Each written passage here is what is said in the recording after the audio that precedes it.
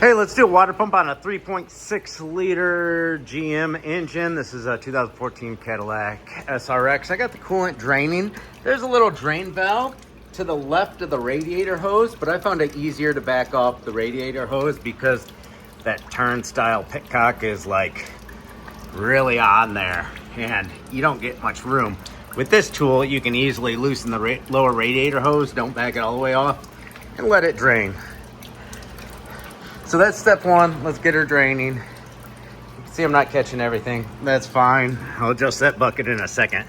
Next thing you want to do is get your belt off. That's our water pump right up here. All wiggly jiggly. It's toast. So you're going to put a 1/2-inch ratchet in this square peg hole of the tensioner. Take the splash guard off if you want. If you really want to get to that pit cut, just take all that stuff off. I didn't want to. Different ways to skin a cat, huh? But there we go. I believe you press this ratchet down to loosen the tension on the belt. Use your other hand, pull the belt off. See? Put your 1/2-inch ratchet in there. Releases the tension, belt comes off. Now as this is draining, we bring the vehicle down. We are going to be working, from the top side mostly. First thing I did was take the engine cover off. There's a T30 Torx bit right there. Take your oil fill cap off and the engine cover will pop off for you. Put your engine cap back on so you don't get anything in there. It pops off with these poppers. We have a 10mm bolt right here underneath that. This hose just comes right off. And then you got more little poppers right there. This pops right off. It's suctioned on somewhere. Right there. Right there. He's back there onto that post. So now he's all wiggly jiggly. And we're going to go ahead and remove our hose clamps right there on the throttle body. Another one right there. Let's just get this out of the way. Get this air box out of the way. Give us more room for activities. Air box is all out now. You'll see in the bottom of your air box. See, this is just held on with little clips. Go around here, little clips. Just go pop, and they come right off. Top of your air box comes off. Unplug your sensor. Boom, air filter. Give it a look while you're in there. And you'll see this pops right in there. You just pop it out, just like the beauty cover. But these ones are all manhandled and rubber's deteriorated from the past. We'll give this a cleaning before we reinstall at the end of the job. Come over here and you'll see a funky little design where your upper radiator hose here is held on just with clips and a seal. So we'll take a little pick. Yeah, you don't need a pick, but it helps. We'll get one with this angle here. And we'll go ahead and get that detached. Opened up the coolant reservoir. It's venting just to drain that coolant a little faster. This is really hard to do with one hand while I hold the camera. See, there we go. A little bit of aluminum crust, making them on there. Try not to break the tabs. If you do, no big deal. Just buy a new one of these. It happens. Plastic gets brittle over time. Heating, cooling. But we want to pop those up and pull this back, and then our hose we just flip over here. Bada boom. So this one was stuck in there pretty good, but I managed to get it out just like that. It's almost easier not to take that out. Zip these two bolts out and just get this bolt. It'll just take you longer. If you want to, just leave it in there. If it's stuck in there like this one was, that's up to you. Do your thing. I would just have a new one of them on hand in case you need it. Now I'm gonna zip off the motor mount. I'm gonna take my floor jack with a block of wood on it just to support the engine right on the flat oil pan. You want that piece of wood, don't just floor jack on an oil pan. Distributes the weight, makes a softer space, and we're just gonna jack it up until it touches the oil pan and zip this motor mount off. Zip, zip, zip, zip, zip, zip. Got that motor mount out. So You just pull up on this AC line a little bit and jack the engine up just a little bit. That'll tilt the engine up and that way a little. And you can get that ear out from underneath there, no problem. Right here we got a little stud. Nice and rusty, see that stud? There's a 10 millimeter nut on there, take that off. That'll give you the wiggle wobble in the AC lines here to be able to get an 18 millimeter socket. I got my thin head with a wobble 3/8 extender on there. Broke it free.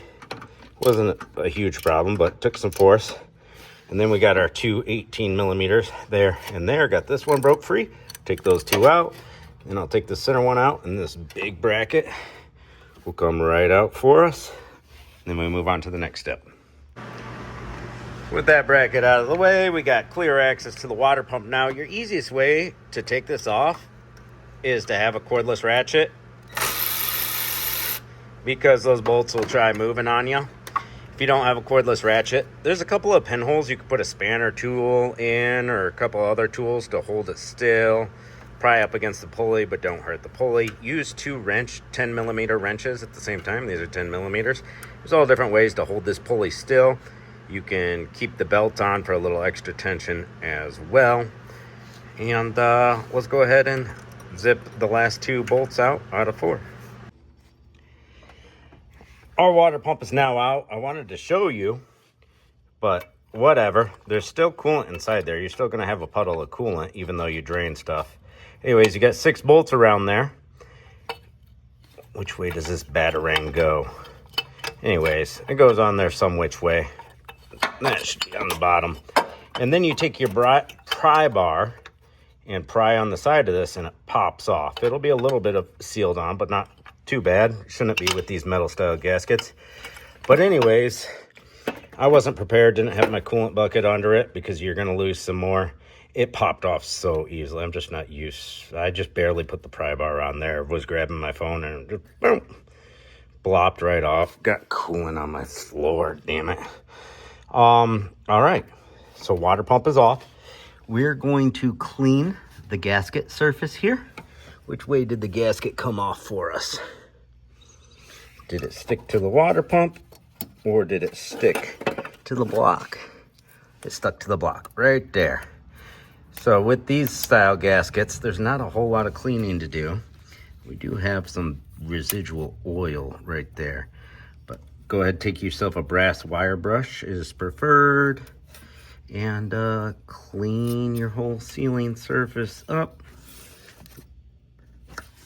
And yeah, let's keep moving on. Got her all cleaned up and shiny. Take you some brake cleaner on a rag and wipe down your sealing surface. Before I slap this pump on, I'll just kind of wipe it with a rag real quick. Boom. And we've got our new water pump with the gasket in it. This gasket by Gates has 2 smaller holes where the bolts stay on. That way you can take your water pump. This guy's going to be down at the bottom, your weep hole, right? The bolts will stay in there on those 2 locations. Go ahead, set it into place, and start hand threading your other 4 bolts in. Let's go. Got her tightened up, did a crisscross pattern, finger tight on all of them, then crisscross torquing pattern, went over both bolts twice. Don't tighten the absolute shit out of them. They're not really big bolts. You don't want to snap anything today, boys. Going back together, everything's going to go back together by hand, except for the motor mounts that go straight down. I'm just going to zip them on with my impact. Don't break anything putting it back together. Hand torque everything. It's going to be reverse order for it all. I don't think much needs to be explained. Next step. Pump pulley's going back on. That pump feels way better. Then our big bracket is going to come in this way, slide underneath that AC line. We're going to finagle our line to get to that back one. It's annoying, but it is what it is. While we got all this open space, before we put that bracket on, we're going to put the belt on. Got my belt back on. I believe I had to pull upward on that ratchet. I may have spoken wrong earlier. Now that the belt's on, now I can proceed with that bracket. 1, 2, 3 bolts, and then our mount that connects into it afterwards. with the 3 bolts there and the 3 bolts there, there, and there. We're on the home stretch now, boys. Got all that reconnected. Start every one of your bolts loosely before you tighten them down because they might not line up. You start them all loose. I didn't have to adjust my jack at all. I had it in the perfect pressurized position. Now we can let that out. Pull that out of the way. We're gonna drop our air filter box back in there after we clean it out with some compressed air. Boom, connect our pipe, put that 10 mil back on, pop it into place, get our beauty cover into place. We got our coolant reservoir right there. Once I seal up where I drained all the coolant out, that lower radiator hose, instead of using the valve to drain, you know, take your pick. So yeah, that's the last thing we have to do. Pop the air box and tube back into place, lift her up, reattach that radiator hose, fill her up with coolant. Then what you want to do is start it up, let it suck down some coolant. It will.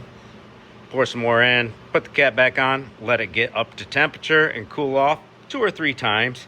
Take it for a drive, make sure there's no more air bubbles in the system. You don't want it to overheat during the burping process. So fill her up, run her for a little bit, let her cool off, top off the level as needed. Never open that reservoir hot. Go ahead, take her down the road for a drive, watch the heat gauge, make sure nothing's overheating, and let her cycle through. The air bubbles will work its way out on this motor. So heat up, cool down 2 or 3 times. Make sure she's good, cool, heat on full blast. When the heat's coming out of the vents, that means, you know, you got all the air out of the heater core and whatnot. But yeah, that's a job, guys. Thanks for watching. Hope this helped. Catch you later. Final recap, I picked up all my toys. Here they are, everything you'll need for the job, maybe more, maybe less, depending on your style. Yeah, if you got a little bit of coolant on your belt, just take a regular Crayola crayon, doesn't matter, it could be a big boy crayon, whatever. And while it's running, don't catch your finger in a pulley or a belt, by the way. Rub it on that belt, and it'll clean that coolant off and it'll stop squeaking. Just a little pro tip. Final see ya.